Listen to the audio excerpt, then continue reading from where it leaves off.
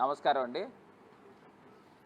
నిన్న ఆంధ్రప్రదేశ్ రాష్ట్ర ముఖ్యమంత్రి నారా చంద్రబాబు నాయుడు గారు ఆఫీసర్స్తోనూ కాంట్రాక్టర్స్తోనూ నిన్న సాయంత్రం మీటింగ్ పెట్టినట్టున్నారు. దాని మీద చాలా ఇంట్రెస్టింగ్ కమెంట్స్ ఆంధ్రప్రదేశ్ ముఖ్యమంత్రి చేయడం జరిగింది. ఆయన క్లియర్గా చెప్పిన అంశం ఏంటంటే, రాజధాని అంటే 29 గ్రామాలే కాదు, విజయవాడ గుంటూరు కూడా కలుపుకొని రాజధాని అని ఆయన నిన్న అనౌన్స్ చేయడం జరిగింది.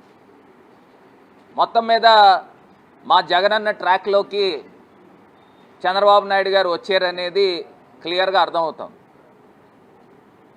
అంటే వి గన్ విజయవాడ గుంటూరు కలిపావు, అమరావతితో పాటు ఆవి గన్ అని కలిపావు. తప్పేం చేసింది మచిలీపట్నం అని అడుగుతా ఉన్నా. ఇప్పుడు పక్క రాష్ట్రాలు గుర్తిస్తూ ఉన్నాయి మచిలీపట్నం యొక్క ఇంపార్టెన్స్ గురించి, ఆ పోర్ట్ గురించి. రామాయపట్నం పోర్ట్ కానీ, లేకపోతే దుగ్గిరాజపట్నం పోర్ట్ కానీ, లేకపోతే మచిలీపట్నం పోర్ట్ గురించి కానీ.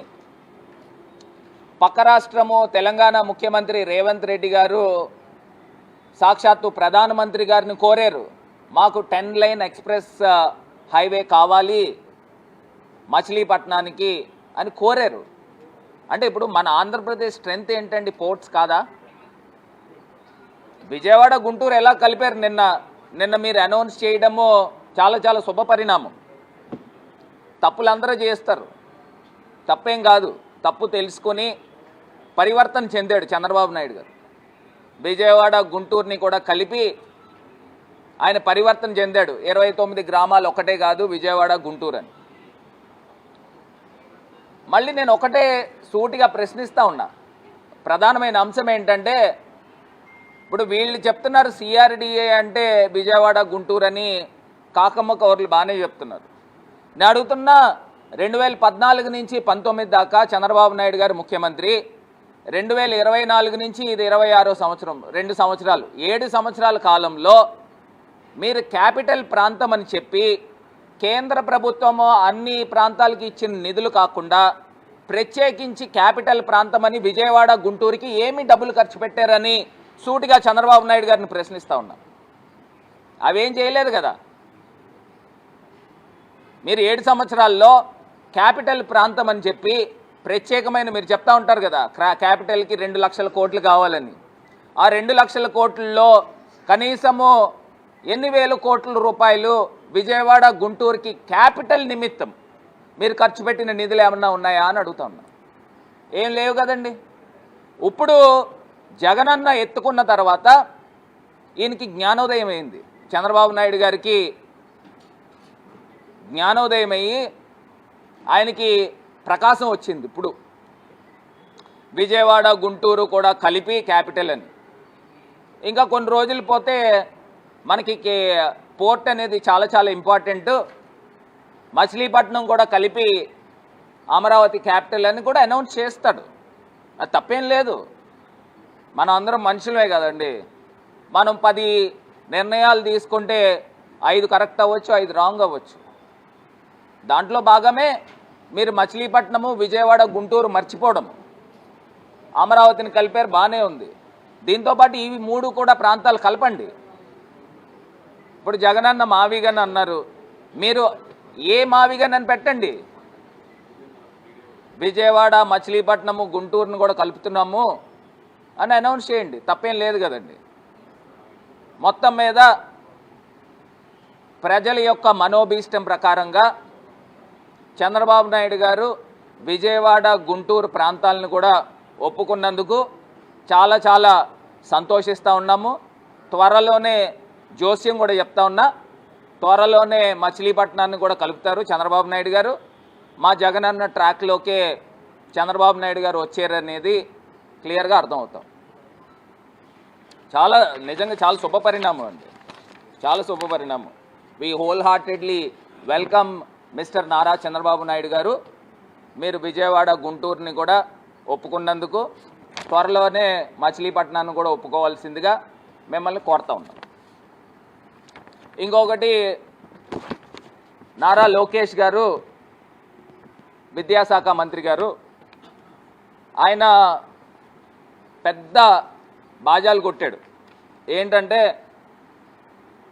టాటా పవర్ని నెల్లూరుకి 10 గిగావాట్ల ప్లాంట్ని తీసుకొచ్చారని 6 నెలల క్రితం అనుకుంటా, లేకపోతే సంవత్సరం క్రితమే 6,000 కోట్ల రూపాయలు 10 గిగావాట్స్ పవర్ ప్లాంట్ని నెల్లూరు ప్రాంతానికి తీసుకొచ్చామని. నేను అడుగుతా ఉన్నా, ఇదే పవర్ ప్లాంట్ ఒడిస్సాకి తరలిపోతున్నట్టు వార్తలు వస్తూ ఉన్నాయి. దీంట్లో ఎంతవరకు నిజాలు ఉన్నాయి? మీరు అధికారికంగా ఆంధ్రప్రదేశ్ రాష్ట్ర ప్రభుత్వము ప్రకటన చేయాల్సిందిగా డిమాండ్ చేస్తూ ఉన్నాం. వీళ్ళు చేసే కార్యక్రమాలన్నీ కూడా ఈ 2 సంవత్సరాల కాలంలో జగనన్న టేకప్ చేసిన ప్రాజెక్టులనే వీళ్ళు క్రెడిట్ చోరీ చేస్తూ ఉన్నారు. జగనన్న తీసుకొచ్చిన ప్రాజెక్టులు అన్డౌటెడ్లీ గూగుల్ సెంటర్ అయితే కానివ్వండి, ఏదైనా చూసుకోండి మీరు ఆంధ్రప్రదేశ్ రాష్ట్రంలో క్రెడిట్ చోరీకి ఆద్యుడు చంద్రబాబు నాయుడు గారు, వాళ్ళ సుపుత్రుడు నారా లోకేష్ గారు. దీని గురించి Tata power 10 gigawatts power plant గురించి తేల్చాల్సిందిగా నారా లోకేష్ గారిని కోరుతా ఉన్నాం. థర్డ్, ఓ మేజర్ ఇష్యూ, భారతదేశ వ్యాప్తంగా జెన్జీస్ ఒక విప్లవాన్ని క్రియేట్ చేయడం జరిగింది. కేంద్ర ప్రభుత్వము తల ఒగ్గి వాళ్ళ ఎడ్యుకేషన్ మినిస్టర్ని శాక్ చేయడం జరిగింది. అంటే రాజీనామా చేశాడు, రెసిగ్నేషన్ చేశాడు. అదే స్థాయిలో నీట్ పేపర్ ఏ రకంగా అయితే లీక్ అయిందో అదే స్థాయిలో నిన్న ఆంధ్రప్రదేశ్ వ్యాప్తంగా విద్యార్థులు, యువత, వైఎస్ఆర్ కాంగ్రెస్ పార్టీ కార్యకర్తలు మేమందరం కూడా పెద్ద ఎత్తున ఒక ఉద్యమాన్ని తీసుకుని వచ్చాం. ఏంటి ప్రధానమైన అంశం ఏంట్రా అంటే డిఎస్సి, మెగా డిఎస్సి యొక్క పరీక్షా పత్రాలు లీక్ అయినాయి. 100కి 100% చెప్తా ఉన్నా. నారా లోకేష్ గారు ఎడ్యుకేషన్ మంత్రి జగనన్నకి ఛాలెంజ్ చేశాడు, మీరు ఓపెన్ డిబేట్కి రండి అని. జగనన్న దాకా ఎందుకు? జగనన్న ముఖ్యమంత్రిగా పనిచేశారు నాయన, నేను ఎంపీగా పనిచేశాను, నీకు నేనే ఎక్కువ.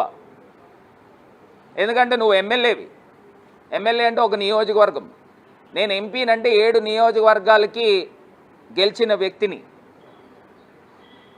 రాజమహేంద్రవరం మీ సామాజిక వర్గం, మీరు టికెట్లు ఇచ్చుకుంటూ ఉంటారు కదా, వాళ్ళ మీద గెలిచిన వ్యక్తిని. డిబేట్కి నేను వస్తాను, మీరు ప్లేసు టైము మీరు ఫిక్స్ చేయండి. వచ్చి గన్ షాట్గా చెప్తా ఉన్నా, ఆధారాలతో ప్రూవ్ చేస్తాను. ఏదైతే డిఎస్సి పరీక్షా పత్రాలు లీక్ అయినట్టు, అదేవిధంగా మీరు స్పోర్ట్స్ కోటా ఉద్యోగాలు అమ్ముకున్నట్టు ఆధారాలతో ప్రూవ్ చేస్తాను. నారా లోకేష్ గారు, మీరు ఎడ్యుకేషన్ మంత్రిగా మీరు సిద్ధంగా ఉన్నారా అని చెప్పేసి ఇవాళ సూటిగా ప్రశ్నిస్తూ ఉన్నా. మీరు నా తర్వాత ఎమ్మెల్యే అయినోళ్ళు, నేను మీకన్నా 5 సంవత్సరాల ముందు ఎంపీ అయినోడిని, సీనియర్ని, అది కూడా చెప్తా ఉన్నా. మీరు ఎడ్యుకేషన్ మంత్రిగా పనిచేశారు, నేను భారతదేశంలో 5 స్టాండింగ్ కమిటీలకి మెంబర్గా పనిచేశాను. Ministry of external affairs, transport, tourism, culture, heavy industries, ఇవన్నిటికి నేను స్టాండింగ్ కమిటీ మెంబర్గా నేను పనిచేశాను. ఇవాళ మీకు ఛాలెంజ్ చేస్తూ ఉన్నాము, మీరు డిబేట్కి సిద్ధమా అని అడుగుతా ఉన్నాం. ఇవాళ డిఎస్సి ప్రశ్నాపత్రాలు కంప్యూటర్ ఆపరేటర్ అవుట్సోర్సింగ్ ఉద్యోగి అయిన నవీన్ అనే వ్యక్తికి ఫస్ట్ ర్యాంక్ ఏ రకంగా వచ్చింది, అతను ఎడ్యుకేషన్ డిపార్ట్మెంట్లో కంప్యూటర్ ఆపరేటర్ అనుకుంటా. ప్రశ్నాపత్రాలన్నీ కూడా అప్లోడ్ చేసిన వ్యక్తి అతనే, అంటే వన్ ఆఫ్ ద మెంబర్స్ అవుతారు. అతనికి క్వశ్చన్ పేపర్ పూర్తి స్థాయిగా తెలుసు అనేది ఆరోపణలు వస్తూ ఉన్నాయి. అతను క్వశ్చన్ పేపర్లు తెలుసు కాబట్టి ఫస్ట్ ర్యాంక్ వచ్చింది. మరి మీరు పరీక్ష ఎలా రాయిపించారు? ఫస్ట్ ర్యాంక్ వచ్చిన వ్యక్తికి ఉద్యోగం ఎందుకు కల్పించలేదు?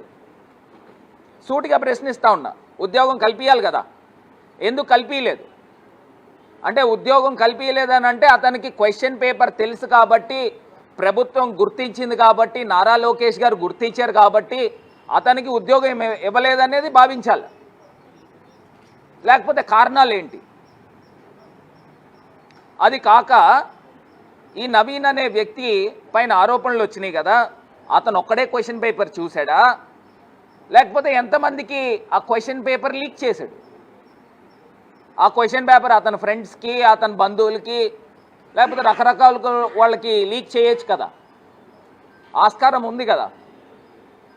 అందుచేతనే వైఎస్ఆర్ కాంగ్రెస్ పార్టీ డిమాండ్ చేస్తూ ఉన్నాం. ఏమని డిమాండ్ చేస్తున్నాము? సిబిఐ ఎంక్వైరీ చేయాలి అని డిమాండ్ చేస్తూ ఉన్నాం. సిబిఐ ఎంక్వైరీ చేస్తే ఖచ్చితంగా నిజ నిజాలు ఏంటనేది బయటపడతాయి. ఇది 100% జరుగుతుంది. నారా లోకేష్ గారు ఇక్కడే మీరు ఆంధ్రప్రదేశ్ రాష్ట్ర ప్రజలకి కేవలము ఈ కంప్యూటర్ ఆపరేటర్ అవుట్సోర్సింగ్ ఉద్యోగి పైన క్లారిటీ ఇవ్వాల్సిందిగా యాజ్ ఏ ఎడ్యుకేషన్ మినిస్టర్గా మీ పైన బాధ్యత ఉంది. జెన్జీస్ యొక్క ఆగ్రహానికి గురి కావద్దు. నేను చెప్తా ఉన్నా, బొద్దింకల దండయాత్ర మొదలు కాబోతా ఉంది, గుర్తుపెట్టుకోండి. 3.5 లక్షల మంది అన్ఎంప్లాయిడ్ యూత్ ఎగ్జామ్స్ రాస్తే మీరు పేపర్ లీకులు చేయడము, ఇంకొక పక్కనేమో ఆ క్వశ్చన్ పేపర్ అవుట్సోర్సింగ్ ఎంప్లాయీతో ఆ క్వశ్చన్ పేపర్ తయారు చేయించడము, అప్లోడ్ చేయించడము, అతను ఎగ్జామ్ రాయడము. ఎంత దారుణం అండి ఇవన్నీను. ఇది కరెక్ట్ అయిన పద్ధతేనా అని అడుగుతా ఉన్నా. ఇది ముమ్మాటికి కూడా అబ్సల్యూట్లీ ముమ్మాటికి కూడా చాలా పెద్ద తప్పు. ఇది కాకుండా స్పోర్ట్స్ కోటా ఉద్యోగాలు ఉన్నాయండి. ఇదే స్పోర్ట్స్ కోటా ఉద్యోగాలు 3% హారిజాంటల్ రిజర్వేషన్ కల్పించారు. 3% హారిజాంటల్లో 16,000 ఉద్యోగాలకి 400 చిల్లర ఉద్యోగాలు స్పోర్ట్స్ కోటా ఉద్యోగాలు వస్తాయి. జీవో నెంబర్ 447 ఏం చెప్తున్నాయనంటే దీనికి టీఈటీ టీచర్స్ ఎంట్రన్స్ టెస్ట్ ఏమీ లేకోకుండా ఓపెన్గా ఎగ్జామ్ రాయికోకుండానే సెలక్షన్ కమిటీ సెలక్షన్ చేస్తారు స్పోర్ట్స్ కోటాలో. దానికి ఏం ప్రాతిపదిక ఉంది? క్రైటీరియా ఏంటి? క్రైటీరియా ఏం లేదు కదా. మీరు కేవలం ఉద్యోగాలు అమ్ముకోవడం గురించి ఎంట్రన్స్ టెస్ట్ తీస్తారు. ఆ స్పోర్ట్స్ కోటా ఉద్యోగాల్లో నేను ఒకటే అంశం చెప్తున్నా. మొన్న జగనన్న దగ్గరికి ఆర్చరీలో నేషనల్ ఛాంపియన్ గోల్డ్ మెడలిస్ట్ అన్న అబ్బాయి, అతని పేరేంటి, ఆ వ్యక్తి నేషనల్ ఛాంపియన్ గోల్డ్ మెడలిస్ట్కి ఉద్యోగం ఇవ్వలేదండి. అసలు ఎంత దారుణమో చూడండి. మరి నేను అడుగుతా ఉన్నా, మీకు ప్రాతిపదిక ఏంటి? క్రైటీరియా ఏంటి? సెలక్షన్ కమిటీ క్రైటీరియా ఏంటి? అసలు నాకు తెలిసి భారతదేశ వ్యాప్తంగా ఏ ఉద్యోగం ఇచ్చినా, గవర్నమెంట్ ఉద్యోగం ఇచ్చినా మినిమం ఎంట్రన్స్ టెస్ట్ అనేది స్పోర్ట్స్ కోటా అయినా కానివ్వండి, ఏదైనా కానివ్వండి. ఇదివరకు ఎందుకంటే గతంలో ఆంధ్రప్రదేశ్లోనే జీవోలు ఉన్నాయి. జీవో నెంబర్ 74 ఏం చెప్తా ఉందనంటే 2% స్పోర్ట్స్ కోటా ఇచ్చారు, ప్రొవైడెడ్ ఎంట్రన్స్ ఎగ్జామ్ రాయాలి. మినిమమ్ ఎంట్రన్స్ ఎగ్జామ్ రాయాలి. ఎంట్రన్స్ ఎగ్జామ్ తీయడానికి మీరు ఎవరని అడుగుతా ఉన్నా. ఉద్యోగాలు అమ్ముకోవడానికే కదా ఆరోపణలు వచ్చినాయి. 15 లక్షలు 20 లక్షల రూపాయలు ఉద్యోగం కొనుక్కున్నట్టు ఆరోపణలు వచ్చినాయి. మరి నిజంగా ఆశావాహులు వీళ్ళందరూ కూడా అన్యాయం అయినట్టు కాదా అని అడుగుతా ఉన్నా. జగనన్న దగ్గరకు వచ్చిన ఆర్చరీ గోల్డ్ మెడలిస్ట్ దుర్గయ్య అండి. మరి దుర్గయ్యకి ఎందుకు ఇవ్వలేదని అడుగుతా ఉన్నా, నేషనల్ ఛాంపియన్ ఎందుకు ఇవ్వలేదని అడుగుతున్నా. అంటే ఇది ముమ్మాటికి కూడా ఉద్యోగాలు అమ్ముకునే కార్యక్రమం చేశారు. దాని తర్వాత సంవత్సరం కాలం గడిచిన తర్వాత చంద్రబాబు నాయుడు గారు ప్రభుత్వం ఏం చేశారనంటే, మాకు స్పోర్ట్స్ మెన్స్ దగ్గర నుంచి చాలామంది దగ్గర నుంచి కంప్లైంట్లు వస్తున్నాయి, అందుకని మేము ఇంకొకటి జీవో నెంబర్ 53 56 ఇచ్చారు. దాంట్లో ఏం చెప్తుందనంటే ఎంట్రన్స్ ఎగ్జామ్ రాయిపిస్తాము అని చెప్తున్నారు.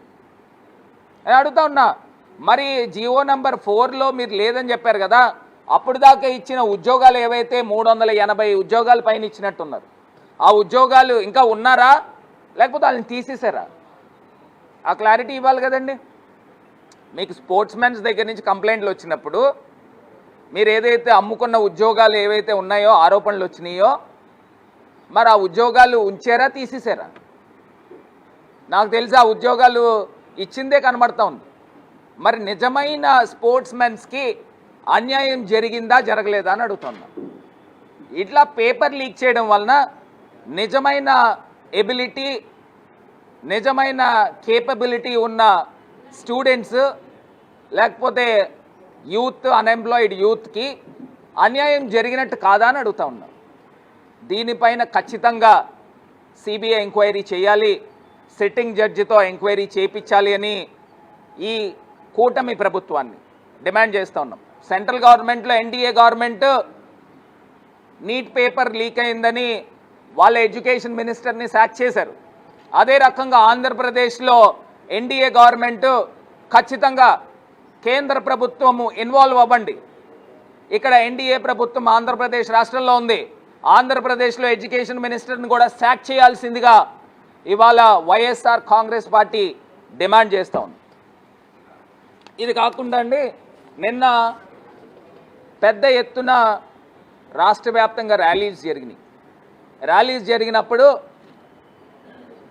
రాజమండ్రిలో కూడా దానికి తగ్గట్టే ర్యాలీ చేసాం. Rajahmundry youth student wing rally చేసిన దానికి నా పైన నాన్ బెయిలబుల్ అరెస్ట్ వారెంట్లు కేసులు కట్టారు. సెక్షన్స్ 189(1), 132, 223, 220, 285, 196/1.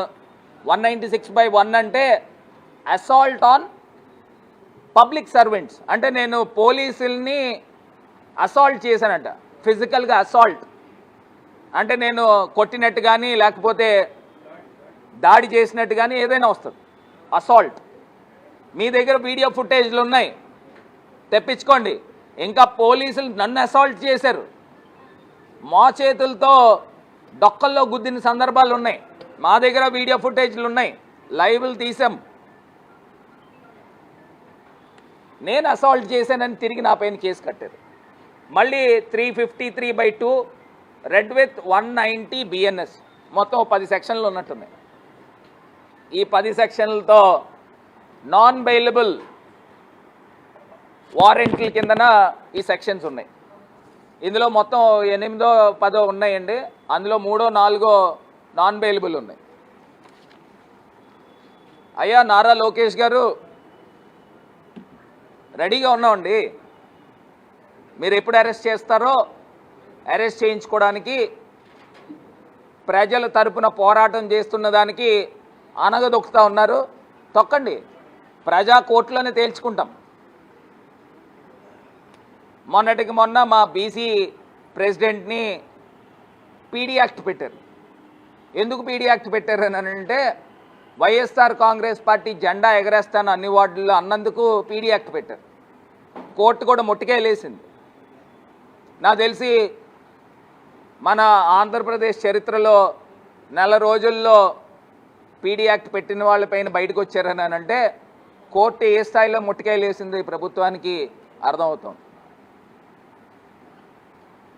ఇప్పటికైనా పద్ధతులు మార్చుకోండి. మీరు ఏదైతే